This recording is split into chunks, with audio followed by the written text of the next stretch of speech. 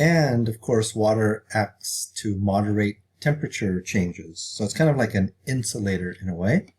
So it has a strong resistance to temperature changes. As I mentioned, it takes a lot of energy to get water to heat up to the point where it will boil.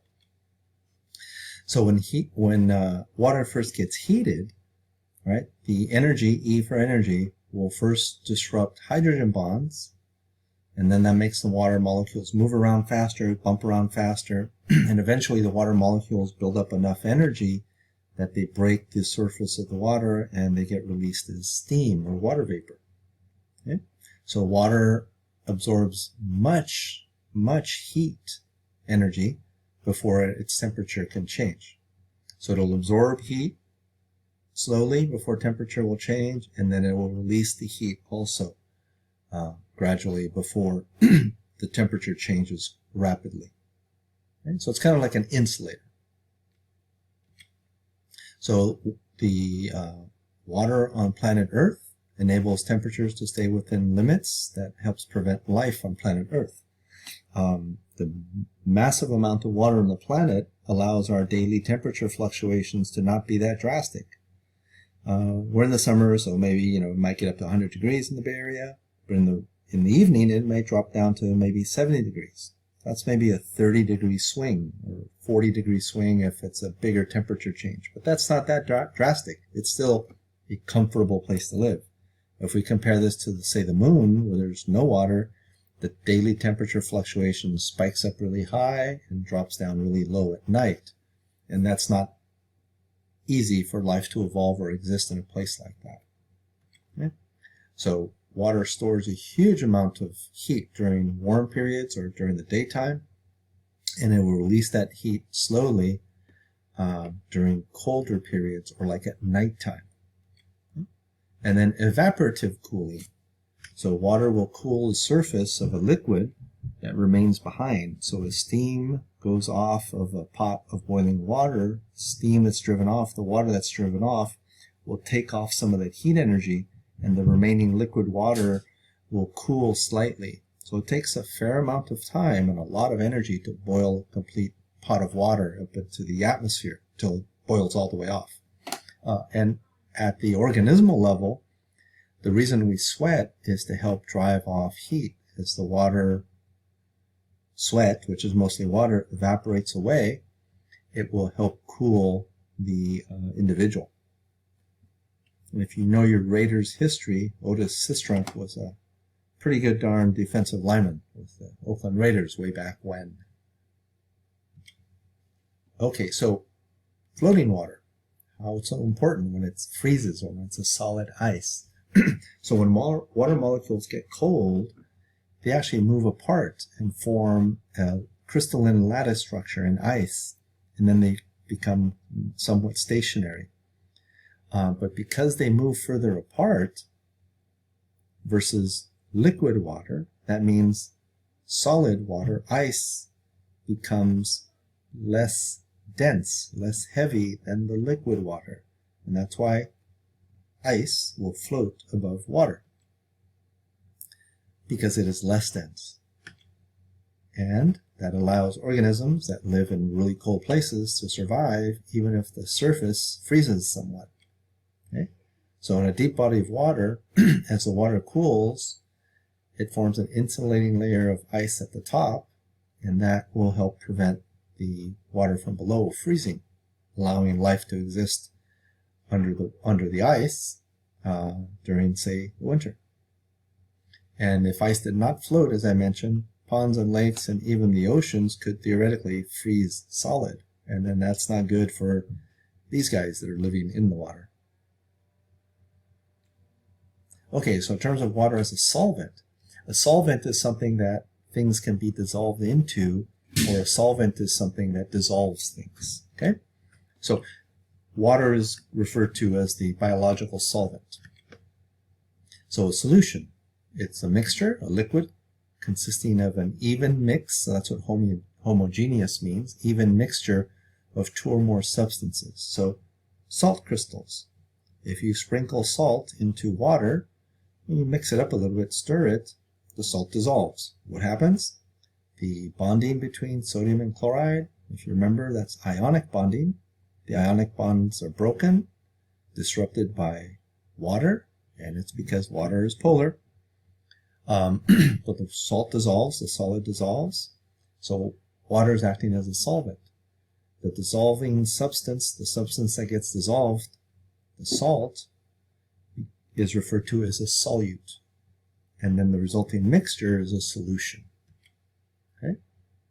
So the dissolving agent, and biologically speaking, that's water, is a solvent. The thing that is dissolved is called the solute. Okay? And when water is a solvent, it's referred to as an aqueous solution. AQU, word root refers to water. What was I going to say here?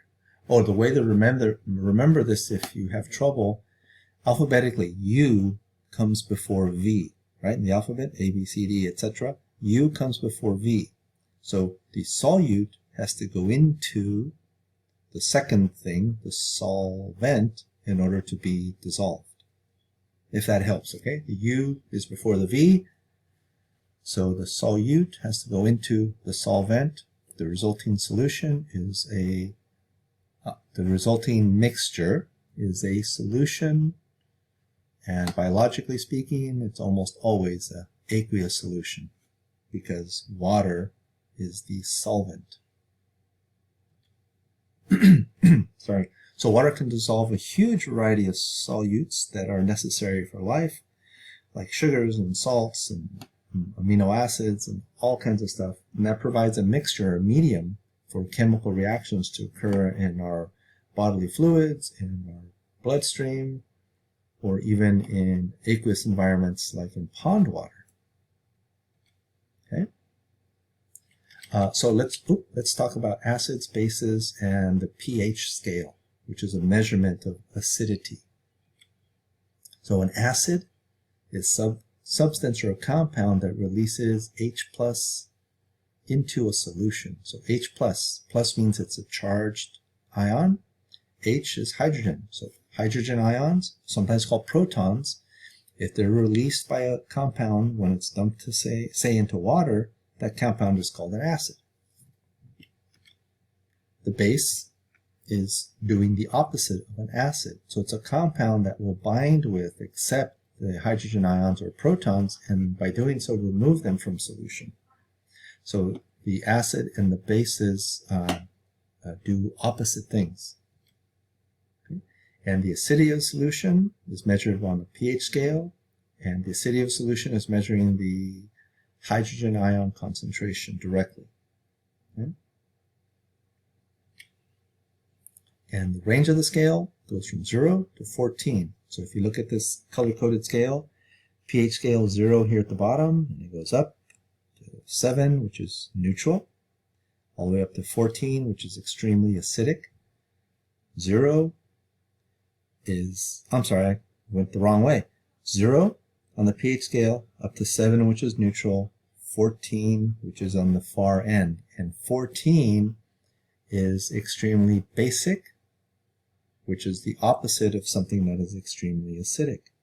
So at pH 0, 1/2, 1 is extremely strongly acidic solutions that would be dangerous, like you do not want to drink battery acid.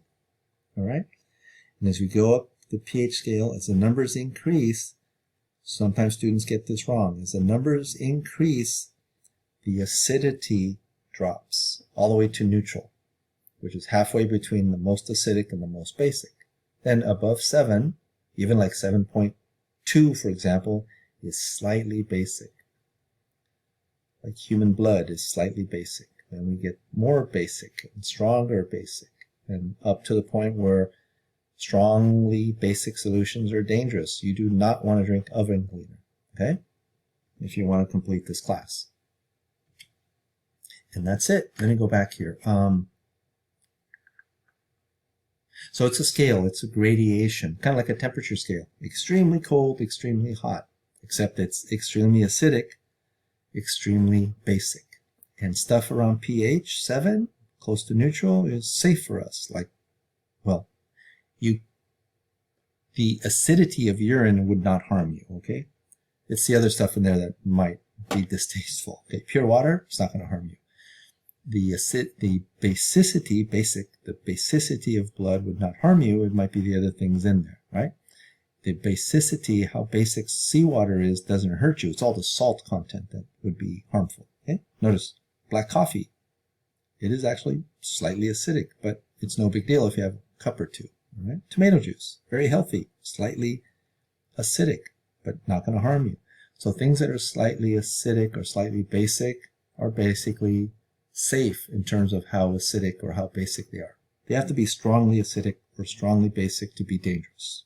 Okay? All right, that's it for this chapter then.